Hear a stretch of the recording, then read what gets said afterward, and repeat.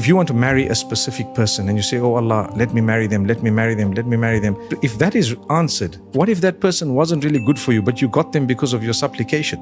So surely if you're a believer, you would say, oh Allah, let me marry them if it's better for me. Let me marry them if it's good for me. Let me marry them if really it's going to be something amazing. So what would happen is, if you marry them, it's going to have been amazing. And if you don't, you're still happy because you believe your Lord knows that it wasn't good for you. That's why He kept it away from you, you see? So it's something really unique when you are, oh, I need this business deal, I need this position, I need this, I need that. Always add to it, if it's best for me, let it happen. And let it happen when it is the right time. If you add that, you made it broader, right? But it may not come exactly the way your inner self wanted it. But because you trust your Lord, you're happy that at least He saved me from something.